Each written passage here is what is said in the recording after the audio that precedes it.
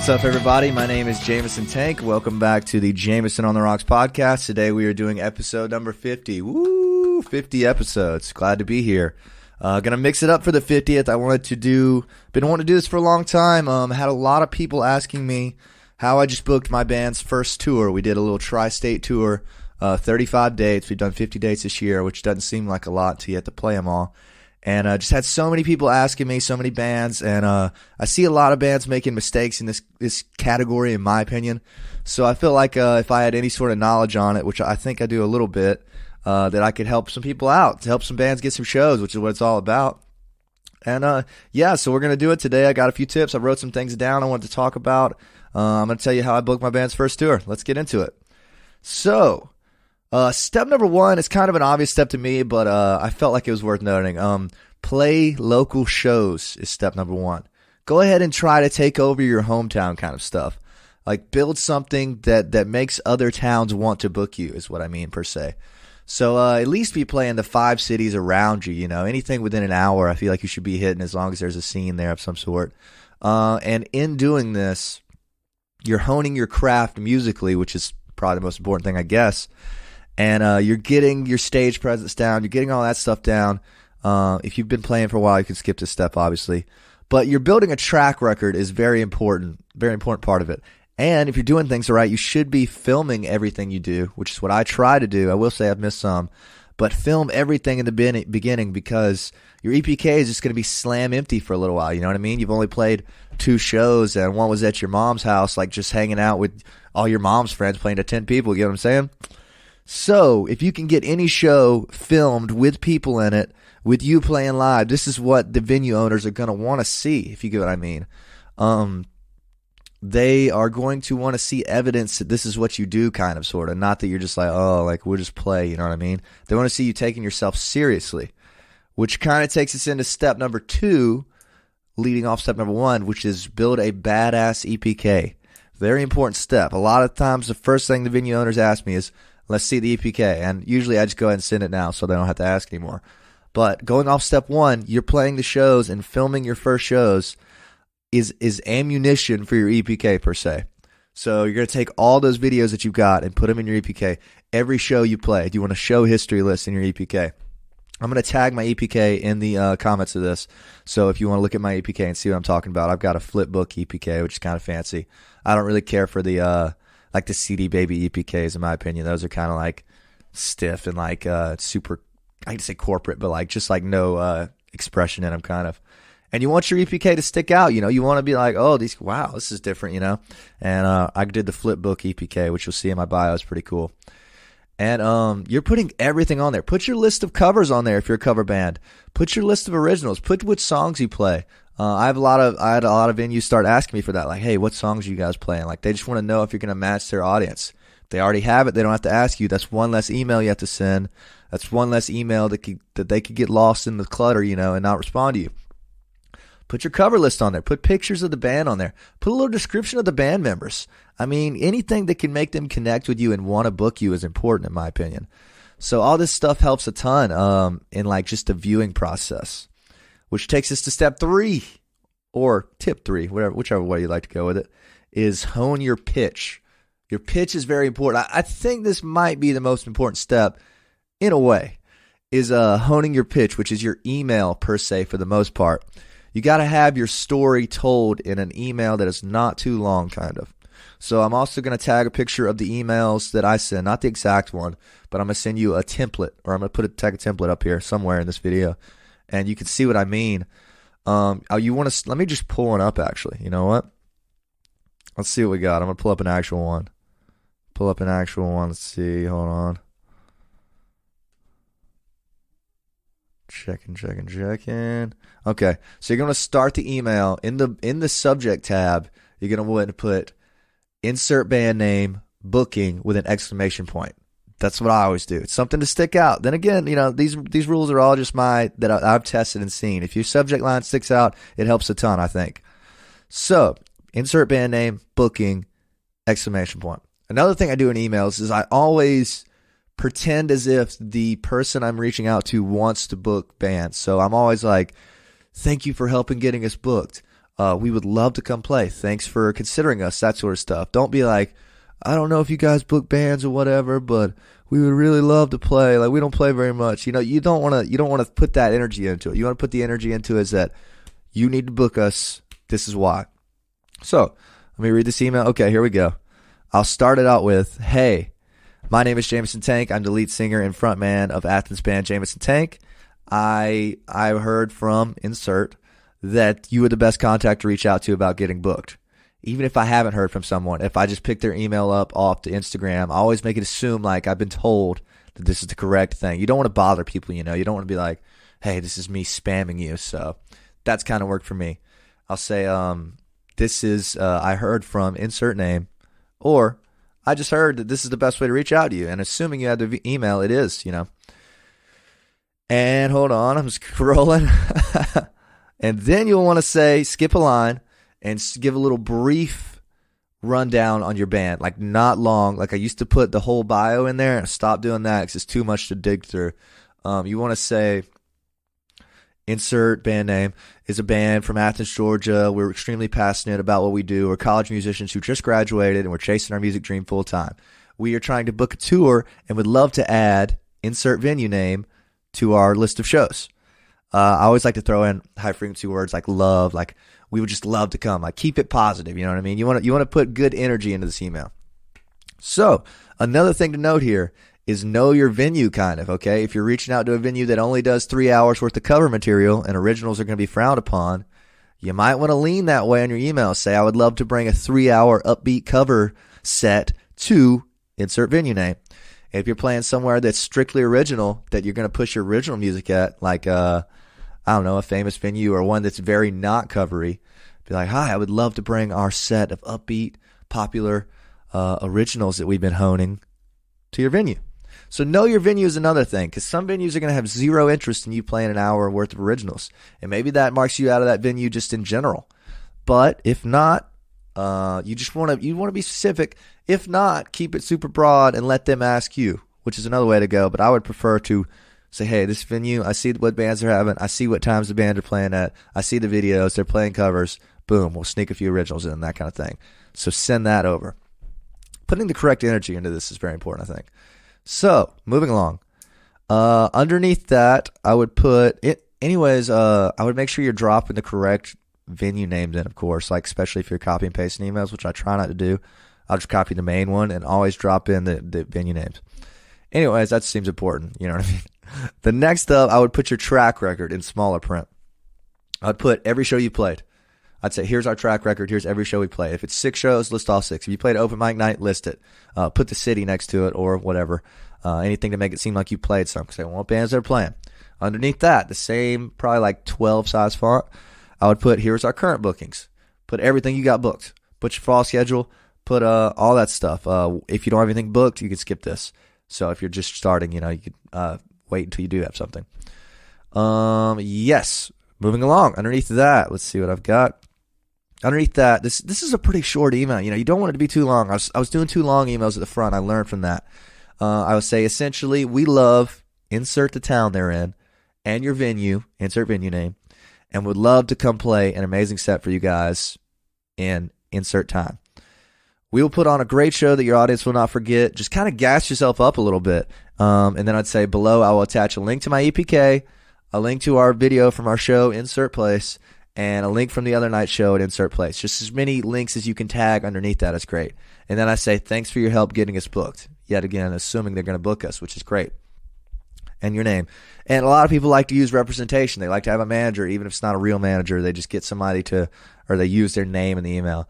Personally, I had less luck than that than using my own name, but maybe that might be just a me thing, because I feel like the only person who's going to really push you right when you're small and fighting for yourself is you. You know what I mean?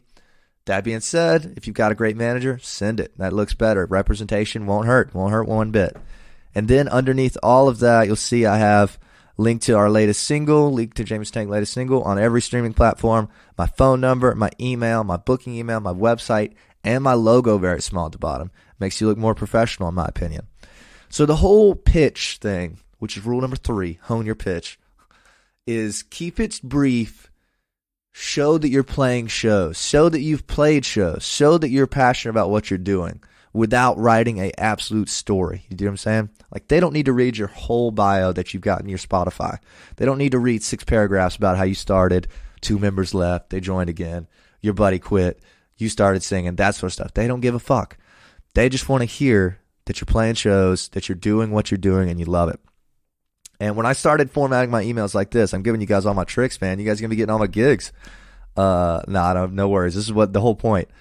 It really changed things for me once I got the email honed down. Which moves me into rule number 4, or step number 4, excuse me. Reach out. A lot of people aren't even reaching out. They're asking other bands like, hey, can you give me the contact, or can you reach out to so-and-so for me? Do not do that necessarily. I mean, surely some exceptions, but reach out yourself. Almost all these venues, if you go to their email, if you go to their Instagram, they have their email listed in there. It'll be in their bio. It'll be in there. Reach out to that email. Go to Facebook. DM them. As soon as you email them, DM them as well. If you can find a way to message them on Instagram, DM them on Instagram. Say, hi, I'm very interested in playing your venue. My band has been playing all over the place, and we would love to come play at your place. Do you guys have a booking contact I could reach out to? And reach out every way you can, because there might be a certain way that they do it. Some of the biggest venues that you wouldn't suspect literally book through Facebook Messenger. Do you know what I'm saying? And if you email their email 100 times, they might never answer, but you Facebook message them once, and they answer in 2 hours.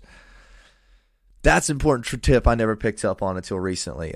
Email is definitely the most important, I'd say. It's the most frequently utilized, but reach out to all of them and keep reaching out, I think. I see a lot of bands just like hoping it'll happen, hoping places will reach out to them. It's not really going to happen until you've built up something that's worth reaching out to. This is all in the building process, per se, and I'm still learning all this stuff myself. Don't forget that. So I'm not trying to come in here like some big dog that's been touring my whole life. I haven't. We've been on one tour, 30 dates in 3 states. You know what I mean? So this is just me trying to help, though, from what I've learned in my brief but efficient run.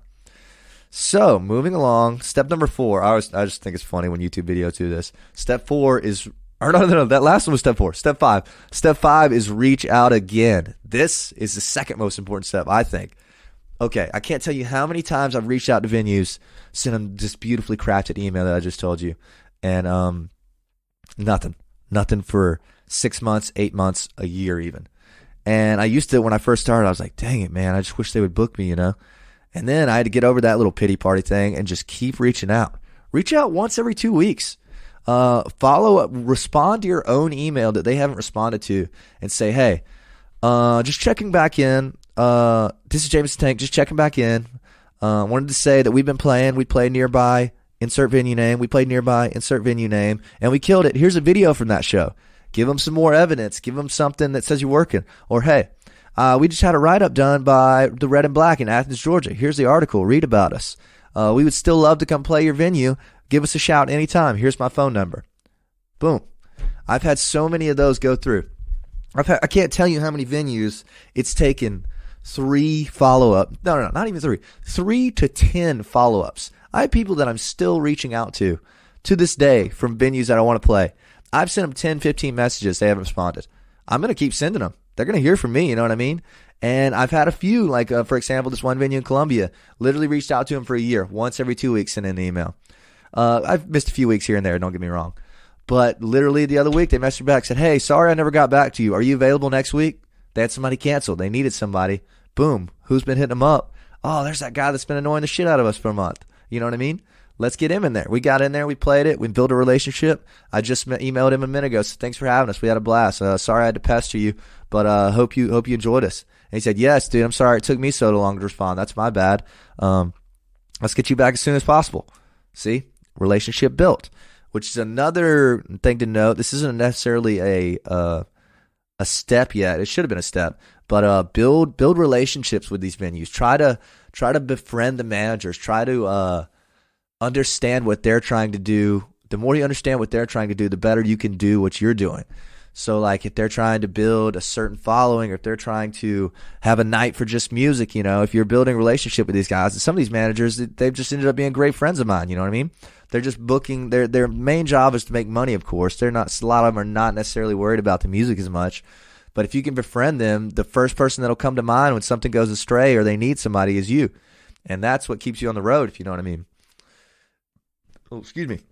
And on that note, just befriend the manager. Try to befriend the bar. It's so much more fun to play a bar that you're friends with the people there, the manager and the bartenders. Say thanks to the bartenders for having us tonight. Hope everybody tips their bartenders. And thank you to the manager for having us. Always thank your venue at the end of the show. This kind of stuff builds repertoire, gives you a good energy, a good vibe, and it keeps you coming back, which is important as well. And the audience loves it, I think. I think they love to be a part, whether or not they realize it, the bar they frequent is kind of part of their personality, you know, like if you're going to a certain bar, you kind of have a connection with it and the vibe there, and you know the bartenders, you know the manager, you see the guy walking around, it's like, oh, there's that band. You can become known as the band that plays that bar or that venue, you know, and build your following there, which is important. So I think that's all for reach out again. Just reach out again and again. If they're not responding, just keep going. Keep going. Unless you're getting a bad vibe or something, just keep going. Find different ways to reach out. Send them different stuff. Send them press. Send them videos from your show. Send them pictures. Send them. At the end of this year, my plan is to send a lot of these venue managers that I built relationships with. I'm going to send them a bottle of wine or some champagne or something. You know, just a bottle in the mail to build a relationship. These guys have really helped us out. You know, took a shot on us because you got to think. These guys have everything to lose. You have everything to gain, you know. If you come in and a band comes in and they suck, you know, they can really run a crowd out of a bar or venue, you know. And they're not putting off the right vibes. They got bad energy. People leave. Who loses? The band or the bar? The bar. They're going to lose money. It's important to have people bringing people in. So the first time they're taking a shot on you, man, just try to gas yourself up. Make sure they don't regret it, you know. And that goes back to honing your craft. Make sure your craft's ready before you reach out to some massive venue, tell them you can fill the house. You know what I mean? It's better to play to a smaller crowd in a smaller venue, or a bigger crowd in a smaller venue than a small crowd in a big venue. Always remember that. Yes. So that takes me to rule number 6. These are pretty simple rules, man. It seems pretty simple. Play shows, rinse, repeat. Play shows, rinse, repeat. Take what I'm telling you, and if you're not hearing anything back from people, just keep hammering those local shows. Keep hammering them, keep playing them, and people will take notice if you're pulling crowds and you're doing what you need to do. You take the shows that you get. Say you get a show in a town that's an hour and a half away. You've never played there. You go play there. You film that guy, and you send it to all the other venues in town. Say, hey, we just played insert venue name right up the street from you guys. We had a blast. Check out this crowd. Boom. They watch the video. We would love to come play your venue as well. Here's our rate, or I don't even like to list my rate another thing to know, I don't like to list my rate. I wouldn't like to talk money. Let them offer it to you. And then, just say, hey, we're trying to break into Clemson, or we're trying to break into Tuscaloosa. We're trying to break into Myrtle Beach. We would love to come play your venue as well. And just that evidence is like, that bar up the street's booking them. Why aren't we booking them? You know, it creates a sense of, why aren't we booking this band as well? Like a fear of missing out kind of thing is the energy you want to put across. It's like, hey, everybody else is booking us, man. Why aren't you, you know? So I think that's important, and I would just do that. Try to get press in the town. Send it to press and say, hey, any sort of write-ups. They maybe don't do as much for you exposure-wise. Like, I don't know how many people are just scanning news things to read, you know. But you can share them. You can send them to venues. It's a great look for your band or your brand. And on the play shows, rinse, repeat thing, that's just great. Just keep playing. The tip that I found, I don't know if I said this already, but maybe a very important realization for this tour of me was the best way to get shows is to have shows. The best way to get shows is to have shows. If you can send a venue a list, your tour list, and you've got 30 shows coming up, they're like, damn, 30 shows. You know what I mean? They're like, wow, everybody's booking this guy. Why aren't we, you know? 30 shows is evidence enough that venues and bars are booking you. That's what they want to see is your track record. They're like, they don't want to take a shot on some band with no track record. They're like, oh, these guys are playing insert venue name this big in the same town. Hell yeah, they can play, you know? They want to see people that are doing this for real. They want to see people passionate about it. You know what I mean? And I think that's an important thing to put across. So I'm glad if you made it this far. I'm pretty proud of that. This has been episode 50 of the Jameson on the Rocks podcast. I know I got a little serious. I usually smile during these guys, but I'm pretty passionate about this, and I want to see more bands doing well. I see a lot of great bands in my town even just not going to play other towns. I don't know whether that be lack of interest or what, but I think when you should. I think it's really easy to be a humongous fish in a small pond. You know what I'm saying? Like, to just play your city your whole life would be easy to do. And it would be easy to build a following that way, in a way. But if you can go out, and I said this in an interview one time, it sounded so stupid when I read it back. If you can go out and try to be a medium-sized fish in every town, I think that would be more beneficial than being a big fish in one town. So think of it that way, like it's a pond, and you're trying to be a medium-sized fish in every town would be better than being a big fish in one town. Now, the goal is to be a big fish in every town, but that takes time. You got to be a medium-sized fish first. You know, you got to grow your fins. You got to swim around. Such a bad analogy, but it's funny. Anyways, I think that's it. If any bands have any questions for me, reach out anytime. I would love to answer them. Once again, take what I'm saying with a grain of salt. I've only done one tour, but I feel like I've learned enough to where these tips are valuable, and I'm at least putting the right energy in to help people out. And if you enjoyed this, please subscribe to this channel. We're trying to make a lot more videos like this. Let me know if you guys like videos like this. This is the first tutorial-style video I've made, tutorial-style podcast per se. And I'm excited to see how it does. I hope you guys like it. Drop me a like, a comment, that sort of stuff. Check my band out. Band name is Jameson Tank on Spotify, Apple Music, Amazon, all those streaming services. I'll tag a link to our music up above. Check out our tour dates. I'm going to tag our tour dates. Tour's coming to an end, but you can catch us on the spring tour, which I'm booking now. And maybe I'll make one of these once every year if there's, I'm sure I'm going to learn new stuff as we get to be a bigger fish. The end goal being for us to get on opening shows with bigger bands, tours with bigger bands, festivals help a lot. But this is how it starts right here. I think this is a good template for a local band trying to cross over into tri-state sized band. National is next, right? So yeah, just thank you guys for listening in. Please like, subscribe, all that good stuff. Give me your energy. I love what you guys are doing. Thank you guys for making the podcast huge. Thank you for making 50 episodes. We're 50 episodes deep right now. This is the 50th one. We're going to try to make more. We got great guests coming, got great music coming, great stuff. Just subscribe below. Thank you guys so much. Jameson Tank out. See ya. What a beautiful